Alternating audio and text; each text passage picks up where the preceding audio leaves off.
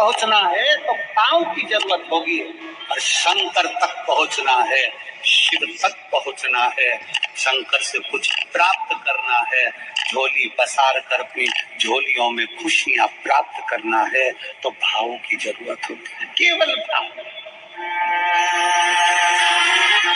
अब कितने धनपति हैं, कितने करोड़पति, कितने सत्तापति, कितने वैभवपति है, कितना आपके पास में वैभव है, कितना धन है, कितनी संपदा है, वो कोई मायना नहीं रखता। आपका भाव कितना है, शंकर जी के प्रति आपका दिल कितना है, भगवान शंकर के प्रति आपका भाव कितना है, वो देखा जाए।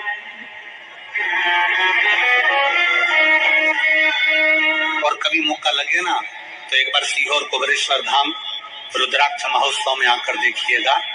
हीरे की चूड़ियां पहनने वाली मेरी जीजियां, जिनके घर में 10-10 नौकर काम करते हैं, वो भी कुबेरेश्वर धाम में बर्तन मांजने की सेवा करती हैं, आकर सेवा में लगी रहती है, भोजन बनाने की सेवा करती हैं।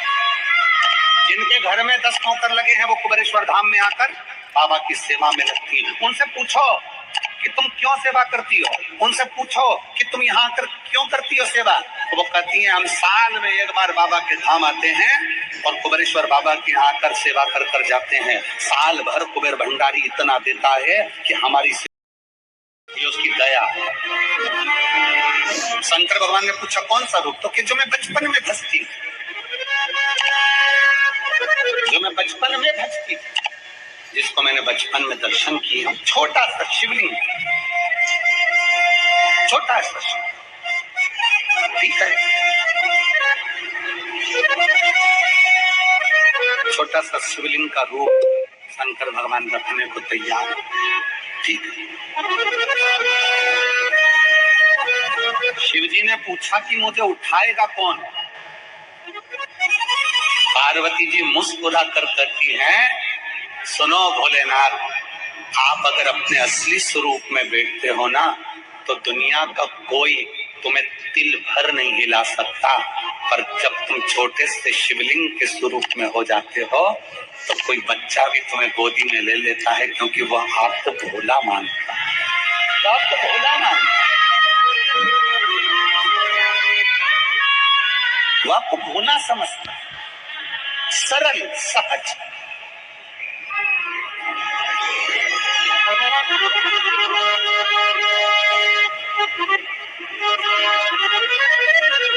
बहुत बड़ा दर्शन का फल है। शंकर भगवान की मूर्ति से दर्शन करने से ज्यादा बड़ा दर्शन का फल है शिवलिंग का दर्शन करना। स्वप्न में शंकर भगवान की मूर्ति को देखना, जटाजूट बांधे हुए शंकर जी को देखने से बड़ा फल है शंकर के शिवलिंग का स्वप्न में दर्शन करना। अगर सपने में किसी को शंकर का शिवलिंग दिखता है, सपने में कोई अपने घर से पानी चढ़ाने शंकर को जा रहा है, मैं लोटा भर के जल चढ़ा रही हूँ, सपने में दिख रहा। और कई कई ऐसे भी होते हैं जिनको सपने में दिखने की जगह वो सपने में चल भी देती है।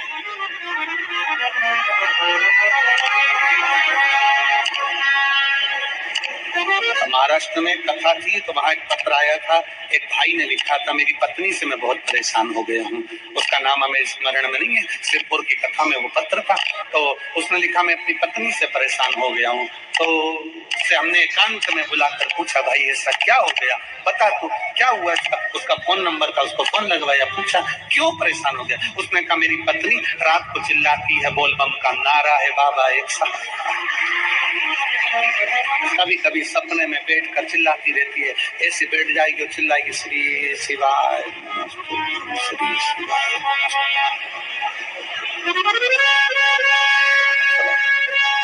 और तो और यहाँ तक तो चल जाता है गुरुजी, पर इससे आगे नहीं चल पाता है।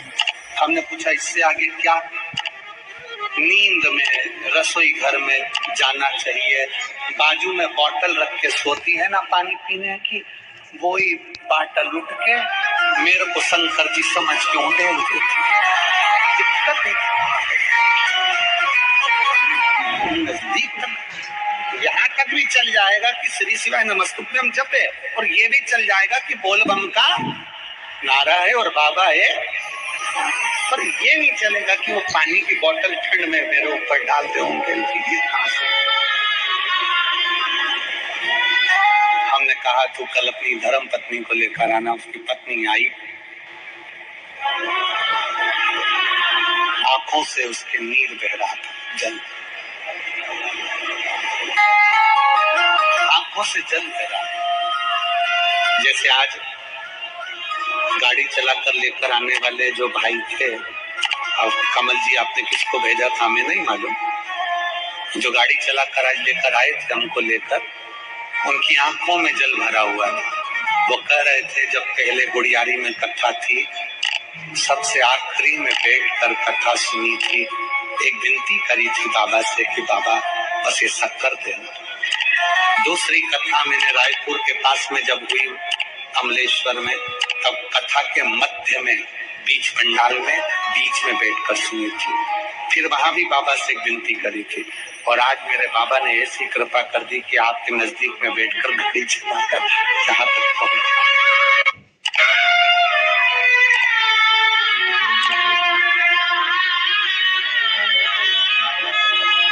शिव कृपा। गाड़ी चलाते चलाते उसकी आंख में जल था, तो हमने उस दीदी से पूछा, दीदी तुम रो क्यों रही हो, ये बता, रोने का कारण क्या है?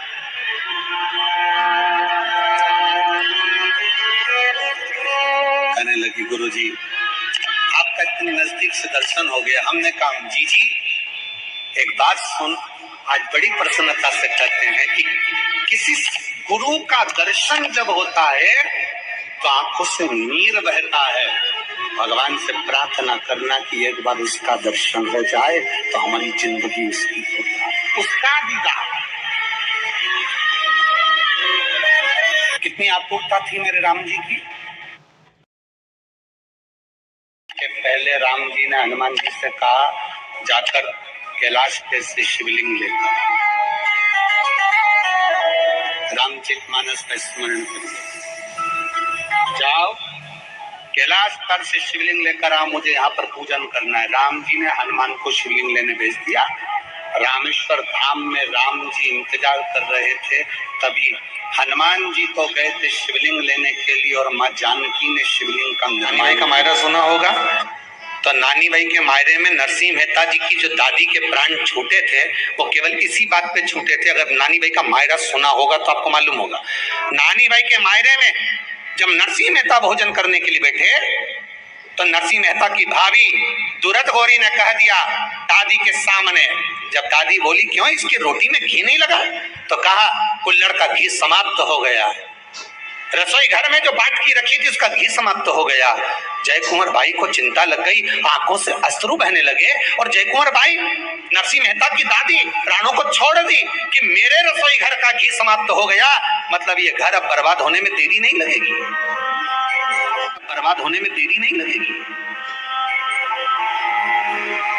नानी भाई का मायरा कहता है दादी के प्राण छूट गए थे, नैनों से नीर बह रहा था, केवल जरा सा संवाद। शास्त्र कहता है घर के रसोई घर में जिस बाटकी से आप रोटी पर घी लगाते उसकी बाटकी में भले आधा चम्मच घी पड़ा और पड़े रहना चाहिए, क्यों? वो लक्ष्मी को घटने नहीं देता। जिस दिन बाटकी मंज जाए, साफ हो जाए, उसी दिन उसको धोकर पोंछ कर वापिस भर देना चाहिए। अगर बाटकी गंदी हो गई तो आप धो पोछो, मना नहीं है, पर उसको धोने पोंछने से पहले एक कटोरी में घी भर दो, चम्मच रख दो। पर रसोई घर में बाटकी में घी होना चाहिए, और उसमें आप डालते रहो और लगाते रहो, रोटी में चलेगा, पर बाटकी का घी समाप्त नहीं होना चाहिए, कुल्हड़ का घी समाप्त नहीं होना चाहिए। वो बरकत है, वो भंडार है, वो संपदा है हमारी।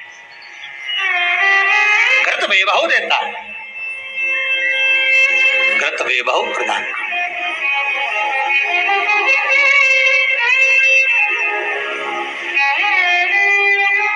घृत वैभवता देता है। कितना सुंदर कहा है। शंकर भगवान के शिवलिंग पर घृत चढ़ाने के बाद आपने दही चढ़ाया शिव जी को, ठीक है, आपने दूध चढ़ाया, जल चढ़ाया, दही चढ़ाया, शहद चढ़ाया, शक्कर चढ़ाई, मिष्ठान चढ़ाया, जो भी आप शिव जी को चढ़ा रहे हो उसमें से केवल एक पदार्थ, एक वस्तु, घी, शंकर के शिवलिंग पर चढ़ाने के बाद में उसी शिवलिंग का घृत, जहां शिवलिंग रखा हुआ है, शिवलिंग जहां रखा रहता है उस कटी पर उस घृत से हस्त फेर देना चाहिए अपनी मनोकामना कर। जो अभिषेक आपने किया है वो अभिषेक का फल भगवान भोलेनाथ कुछ ही दिन में प्रदान कर देते हैं। मात्र उंगली फेर देने पर घृत पात्र की उंगली, घृत का जो आप अभिषेक कर रहे हो, जल चढ़ा रहे हो, दूध चढ़ा रहे हो, आप पंचामृत सामग्री समर्पित कर रहे हो, आप दुनिया की सारी वस्तु भगवान को दे रहे हो, तो घी चढ़ाते समय जब घी चढ़ जाए, शंकर के शिवलिंग पर घी चढ़ गया, उसकी एक उंगली लेकर शिव मंदिर में जहां शंकर जी पिंडी पर बैठे हैं उस जलाधारी पर जो शिवलिंग रखा हुआ है उसके चारों तरफ उस घृत को लगा देना चाहिए अपनी कामना कर। महाराज शिव उसको स्वीकार करता है। क्यों? शंकर और पार्वती के मिलन स्थल माता पार्वती की गोद में भगवान शंकर का जो शिवलिंग स्वरूप विराजमान है, हस्त कमल के अंतर्गत जो भगवान विराजमान है, उसका फल चोगना मिल गया।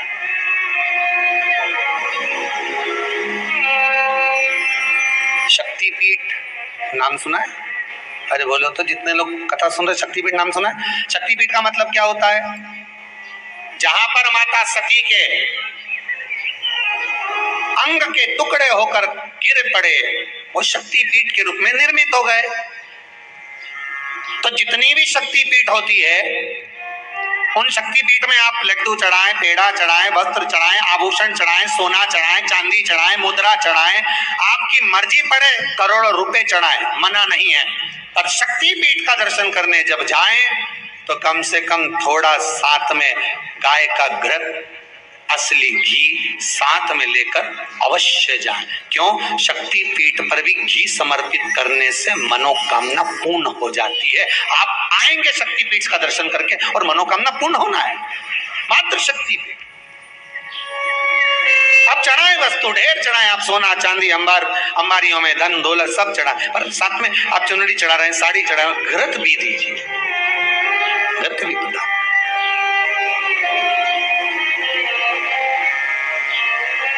घृत का दान मूल है। धर्म पत्नी से संतान नहीं, औलाद नहीं, बड़े दुखी, बड़े दुखी। अच्छा, संतान नहीं हो, किसी नारी की गोद अगर, स्त्री की गोद अगर खाली रह जाए तो भी दुख होता है उसको कि मेरे घर में औलाद नहीं, संतान नहीं। हम कई बार कहे, आज फिर कहते हैं, ये टेस्ट भी बाद में कराना, सारी जांचें बाद में कराना। एक बार शंकर का भजन कर कर देखो। सब जगह से अगर हार जाओ और सारे रिपोर्ट आपकी आपने सब दूर दिखा ली तो एक बार शंकर पर भरोसा कर कर तुम रुका जी का नाम लेकर सफेद आंकड़े की जड़ को शिव जी पे से रजस्वला धर्म के 7वें दिन 21 बार घुमा लो। नाम गोत्र बोलकर कमर में लाल धागे में बांध लो।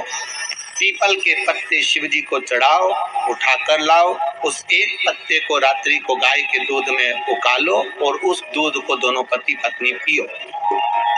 साथ रहिए, समय आएगा, बाबा चाहेगा तो 3 या 4 महीने में गर्भ ठहर ही जाएगा। सारे डॉक्टर को दिखा लिया अपनी जगह, टेस्ट भी करवा लिया अपनी जगह, और एक बार प्रयोग, और वो विश्वास रखकर करना पड़ेगा। शंकर पर जो भी कार्य कर रहे हो आप, जो उपाय कर रहे हो आप, शिव का स्मरण कर, भगवान पर अगर विश्वास रखोगे, भरोसो दृढ़ इन चरणन करो, श्री वल्लभ नक्षत्र छटा बिन सब जगह माही अंधेरो। अगर भरोसा है तो शंकर है, और भरोसा नहीं तो शिव कहां से। विश्वास लेकर अगर आए हो तो काम तो होगा। ये लोग काशी से आए हुए हैं, विश्वास लेकर ही तो आए होंगे कि हम जाएंगे शंकर की कथा में तो बाबा कृपा जरूर करेगा। कई लोग यहाँ पर बैठे हुए जो आज विश्वास लेकर आए हुए हैं, दूर दूर से आए हुए हैं, केवल विश्वास लेकर कि भगवान कृपा करेगा किसी न किसी रूप में, मुझे विश्वास है कि बाबा मेरी सुनेगा। और फिर कहता हूँ, कथा में अगर आपने मन लगा लिया, भले टीवी चैनल के माध्यम से श्रवण कर रहे हो, भले मोबाइल के माध्यम से श्रवण कर रहे हो, भले पंडाल में सुन रहे हो, बाबा से अगर दिल से आपने अगर कह दिया तो 3 महीना बहुत होता है सब कामना पूरी होने के लिए। मेरा बाबा आपको कुछ न कुछ दे ही देता है, बस आपकी रुचि के अनुसार सुख प्रदान कर ही देता। आप उस पर विश्वास, भरोसा, भटकना नहीं है हमको। जिस नारी का रजोधर्म के अंतर्गत नारी को जो परेशानियां होती हैं, कोई के 8 दिन पहले, 4 दिन पहले, 3 दिन पहले कहीं ना कहीं रजो धर्म के अंतर्गत जो बीमारियां होती हैं उसके लिए महाराज 7 चने की दाल के दाने तुलसी महारानी के सामने कटोरी में रखकर तुलसी के 3 पत्ते उसमें डालकर अपनी मनोकामना कर कर तुलसी में 3 बार जल छोड़कर वो तुलसी और वो चने की दाल ले जाएं और उसको धीरे धीरे कर कर एक एक कर कर सुबह शाम दोपहर में उसको खा लीजिए। रजो धर्म से जुड़ी हुई परेशानी समाप्त। कुछ सहज नहीं है महाराज। चने की दाल को स्वर्ण दान का भी भाव कहा गया।